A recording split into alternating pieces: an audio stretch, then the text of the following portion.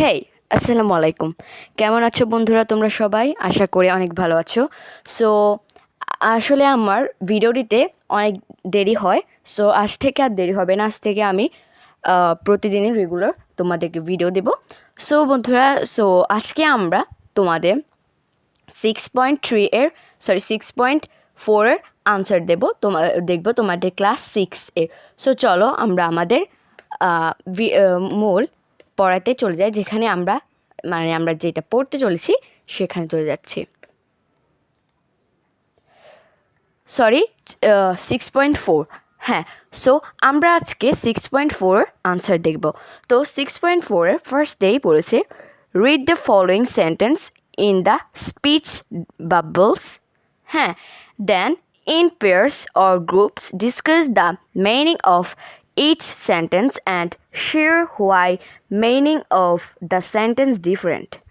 মানে বাবল এর বাক্যগুলো পড়ো, তারপর জোড়া অথবা দলের প্রত্যেকটি বাক্যের অর্থ আলোচনা করো এবং কোন বাক্য দুটি অর্থ আলাদা তা নিজেদের মধ্যে শেয়ার করো। সো এই যে আমাদের ছবিগুলো আছে, এই ছবিগুলোতে এই প্রথমে বলছে, what do you want to me cook, মানে তুমি কি আমার সাথে রান্না করবে। সো সে আবার বলে, what do you want to me cook, do you want me to cook. সে বলে কি, তুমি আমার সাথে রান্না করবে। সো এখানে দুইটি বাক্য আসলে আলাদা। সো এটি কেন আলাদা এবং এর বাক্যের যে অর্থটা আলাদা, যে অর্থ বোঝায় সেই আলাদা অর্থটা আমাদেরকে দেখাতে হবে। সো এর নিচে গেলে আমরা দেখতে পাই, let's eat grandpa, let's eat grandma, দুইবার বলছে।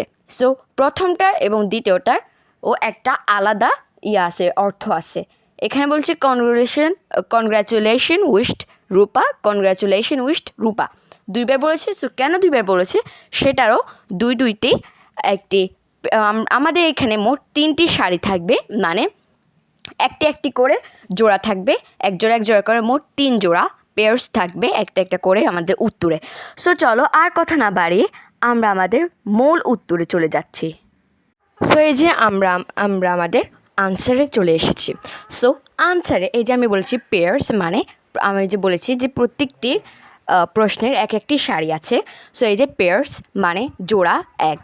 সো জোড়া একে বলা হচ্ছে, what do you want to me cook, মানে তুমি আমাকে দিয়ে কী রান্না করাতে চাও। সো এক্ষেত্রে এটি কেন, মানে এটি কী কথা করছে সেটা হচ্ছে, it is simply a question where the speaker wants to know what to cook. হ্যাঁ, মানে এটা শুধু একটা প্রশ্ন যেখানে স্পিকার মানে যে আওয়াজটা বুঝতে চাইছে যে কী রান্না করতে হবে, মানে আওয়াজটা চাচ্ছে, স্পিকারটি চাচ্ছে কী রান্না করতে হবে তা জানতে চাচ্ছে। হ্যাঁ, মানে it is simply question where the speaker wants to know what to cook. হ্যাঁ, স্পিকার মানে এখানে বোঝানো হয়েছে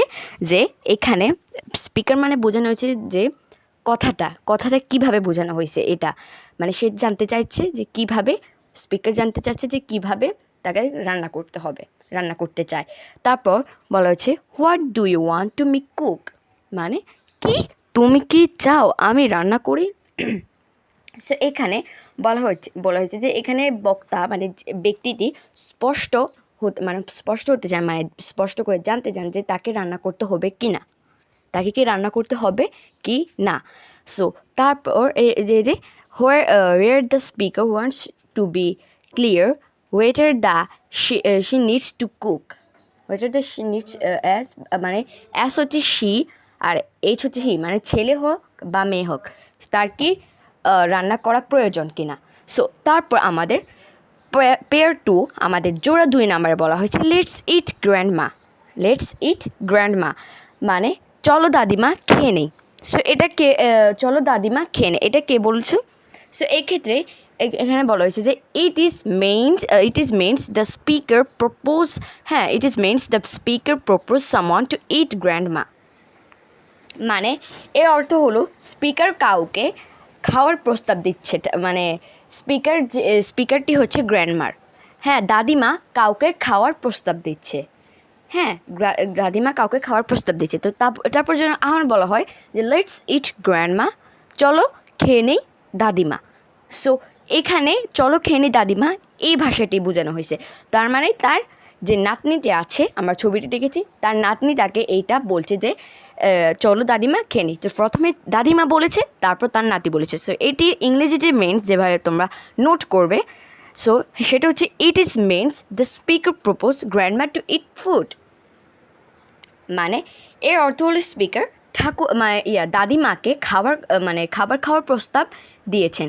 সো সে কে দিয়েছে? ওনার নাতনি। আমরা ছবিতেই দেখেছি। যদি আমি এখানে তোমাদের কাছে ছবিটি নিয়ে আসছি, আমি তোমাদেরকে দেখিয়ে দিচ্ছি। এই যে এখানে এই যে প্রথমেই দাদিমা বলেছে, তারপর ওনার নাতনি বলেছে। হ্যাঁ, তারপর আমাদের যেটা আছে পেয়ার থ্রিতে চলে যাচ্ছি। পেয়ার থ্রি মানে আমাদের জোড়া 3 নাম্বার জোড়াতে লাস্ট যে জোড়াটি আছে। সো সেখানে হচ্ছে যে কনগ্র্যাচুলেশন উইশড রূপা। কনগ্র্যাচুলেশন উইশড রূপা মানে অভিনন্দন রূপা শুভেচ্ছা জানালো, মানে অভিনন্দন রূপা কাউকে শুভেচ্ছা জানাচ্ছে। এই যে রূপা কাউকে প্রথমে অভিনন্দন জানালো। সো এটা হচ্ছে যে অভিনন্দন জানালেন রূপা। সো এখানে অভিনন্দন একজন ব্যক্তি বলে মনে হচ্ছে এবং তাই এটি বাক্যের একটি বিষয় হিসেবে ব্যবহৃত হয়। এই যে hears congratulation seems to be a person and hence it is used as a subject of the sentence. হ্যাঁ, এখানে অভিনন্দন একজন ব্যক্তি বলে মনে হচ্ছে এবং তাই এটি বাক্যের একটি বিষয় হিসেবে ব্যবহৃত হয়। আবার যখন বলা হয় কনগ্র্যাচুলেশন রূপা, হ্যাঁ কনগ্র্যাচুলেশন উইশড রূপা, সো এটা হচ্ছে it is means Rupa congratulation someone. প্রথমে ওর সাথে যে ছেলেটা ছিল ও তাকে প্রথমে কনগ্র্যাচুলেশন জানায়, তারপর ও নিজেকে কাউকে আবার কনগ্র্যাচুলেশন জানায়। যে এই যে মানে এখানে বলা হয়েছে যে যখন যখন অভিনন্দন জানালেন রূপা, মানে রূপা কাউকে অভিনন্দন জানাচ্ছে। প্রথমে ওর সাথে যে ছিল ওর পার্টনার ওকে অভিনন্দন জানালো, তারপর সে ওনাকে অভিনন্দন জানালো। সো ফ্রেন্ডস, আজকে আমাদের ভিডিওটি এ পর্যন্তই রইল। ভিডিওটি যদি ভালো লেগে থাকে তাহলে অবশ্যই ভিডিওটিকে সাবস্ক্রাইব করবে এবং